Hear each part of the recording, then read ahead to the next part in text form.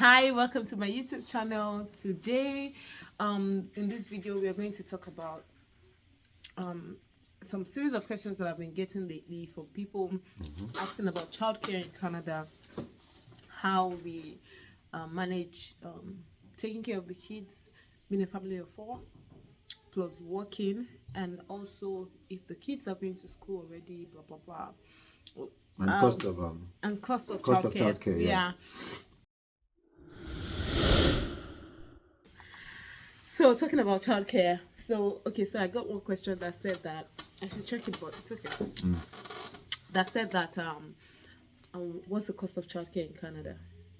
Like, what would you say? Like, for me, I would say that it's not like fixed, right? But like averagely, like there is an average like cost. Yeah, the price is not fixed there, and that is. I'm asking you now, it's like an interview session because what does the pay? So. Oh yeah, okay, yeah. It makes sense to actually let the whoever realize that the price is actually not fixed. And what I observe is, I think it's every childcare center is allowed to include their own features. Like we have this, like standard. You can let your standard be more than the other person's own, and then at the end of the day, there's an average cost like everybody has to use. But some people could go a bit above. I think I would say the basic price for a standard daycare is around $740. $740 per month. Yeah, $740. Yeah. And then it could go as high as 1,000. And then one thing that I would say is that in most places in Canada, there's usually a very long waiting list. So they have a certain number that they take in. So if you don't come in time and they are filled up, you have to wait on the line. Like, you have to be on the list waiting till there is space for them to take your child. So that's another thing, like another big hindrance. Yeah, nobody wants to be in that waiting list because so even when you have your money and you say, okay, I'm ready to pay the money, right? Like, if there is no space, you just have to be on the waiting list. Another thing that I think we should mention is the subsidy. Yeah, I was going to say that. So I was just work permit holder.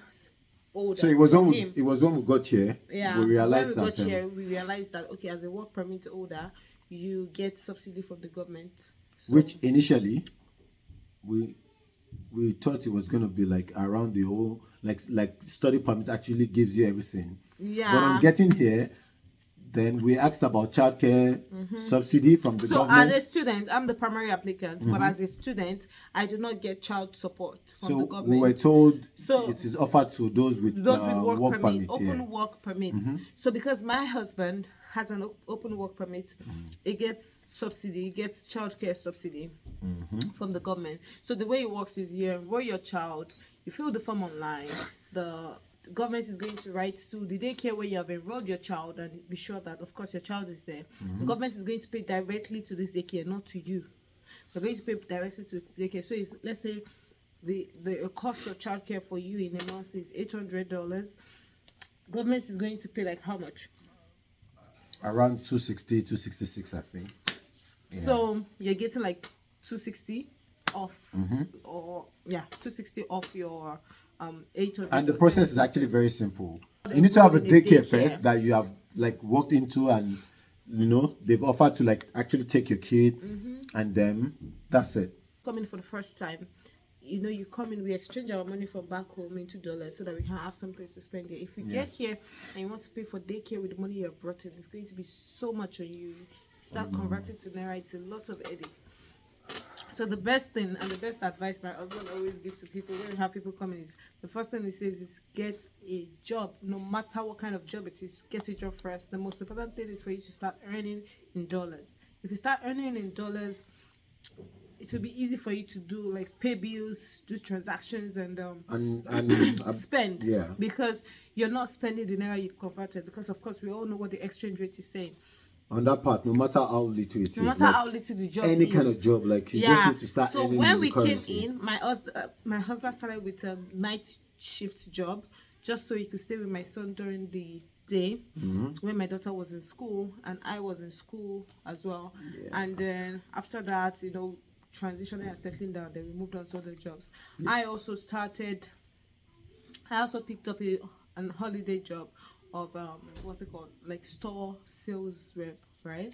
And it's we all want to like the good stuff, right? But then it takes a while. You need to like tell yourself that I'm in a new phase in my life. This is a new place, a new environment. Things are different, and you just need to do what you need to do legally. Like it's a process, yeah. So you have to Morally allow the right time. to to survive. So you have to let this thing take like time to take its course. yeah. Like you can't like jump hurdles here. Yeah.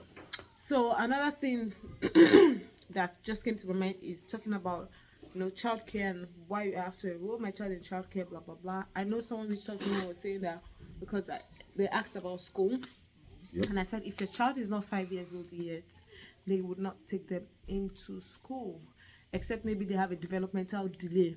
If they have developmental delay, then they take them early so that they can like adjust into the school setting and like help them and all that.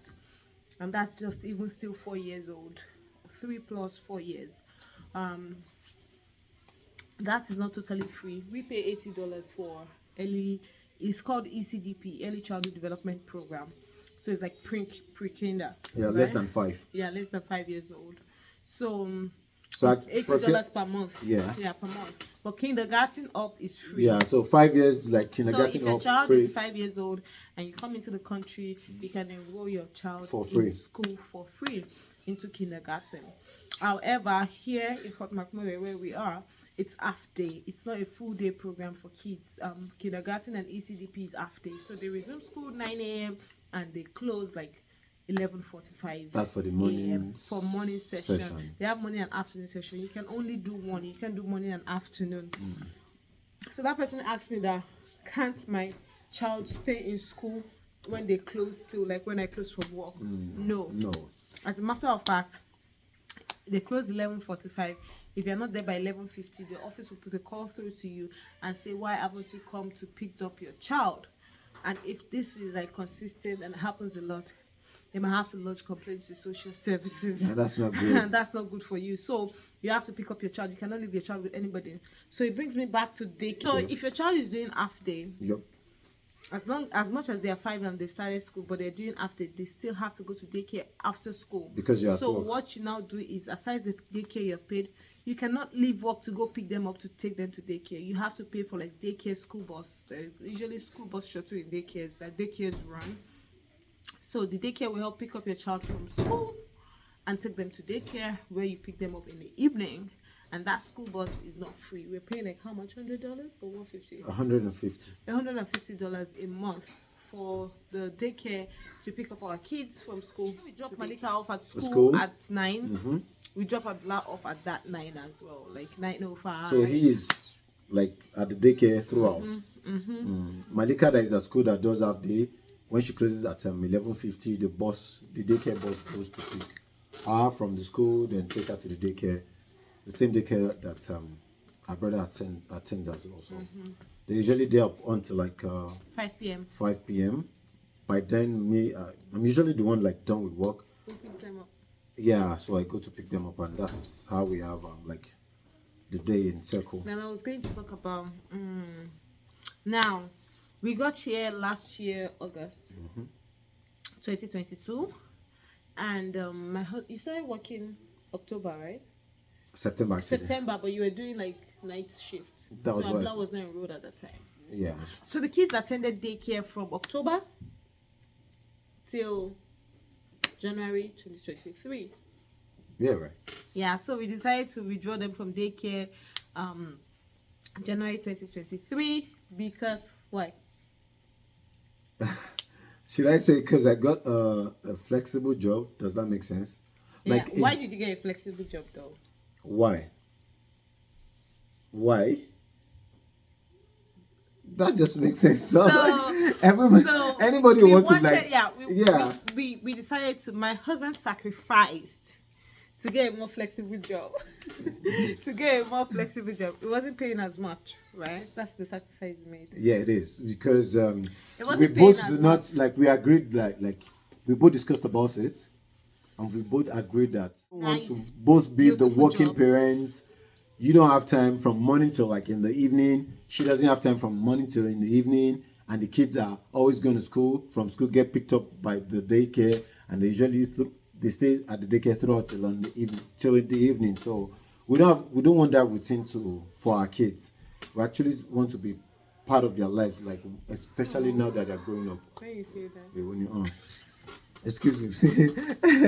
we actually when you doing it. So we actually want to be part of their life growing up. So we decided that like for us, we don't see it as we're losing anything, like because it can be from it just presents itself that I happen to be the one, like thank you. I happen to want to be like, because she was actually in school at that moment, so we didn't have the whole job selection thing, like, is it going to be you or me?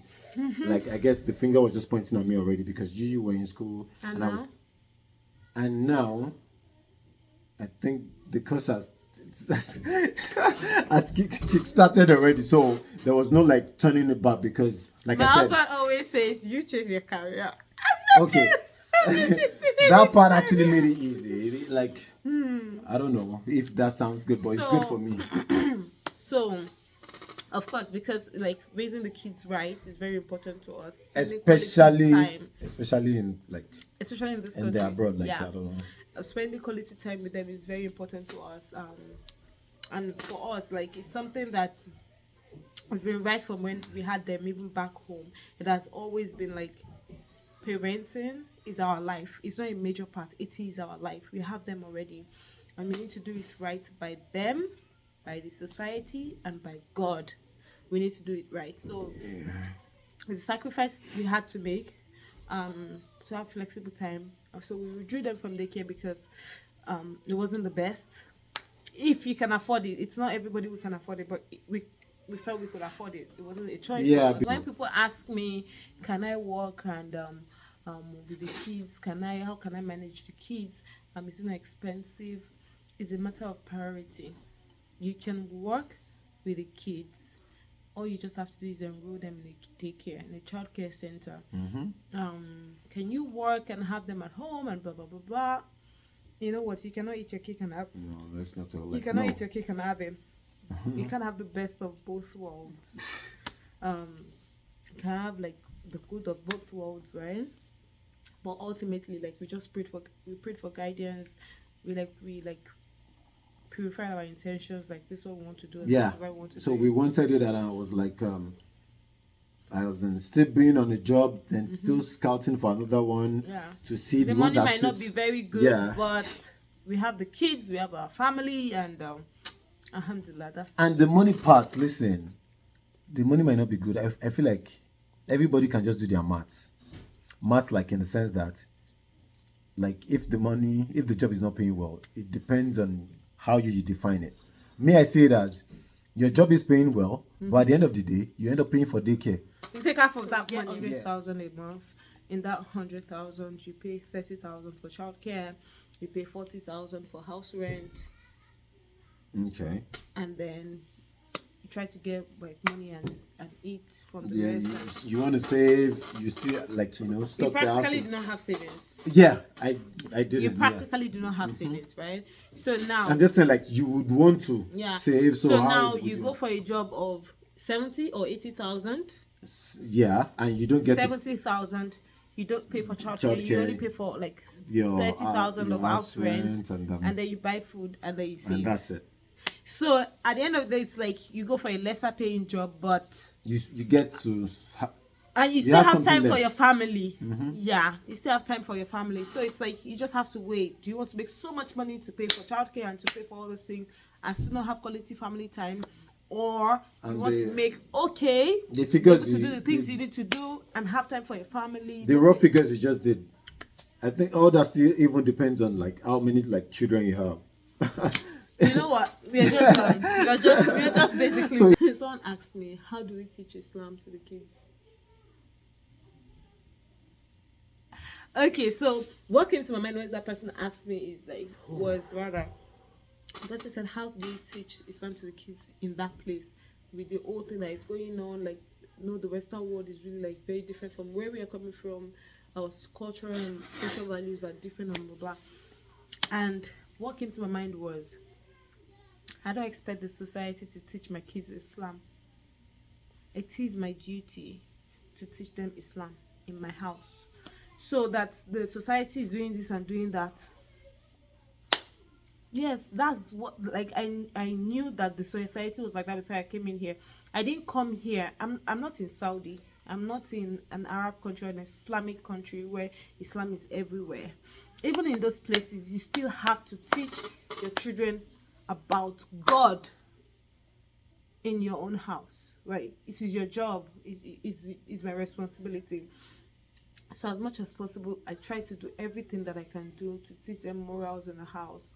Not even about Islam right now, not even alone like about Islam, more moral and cultural values and our own family values that we hold high. It's important. I believe it's better it starts from the house. Like, Yeah, it just has to start from the house. Other things like because see, even in our own country where we are, when children go out, they mix with other people. They're coming from different families that they believe different things, they do different things, they'll bring different things back home to you. How do you receive it? Is it acceptable? Is it not? Are you close with your kids? Story for another day, basically. yeah. But alhamdulillah, we teach the kids about Islam in the house. We practice Islam, and that is our way of life. So we're good. Yeah, we're good. So next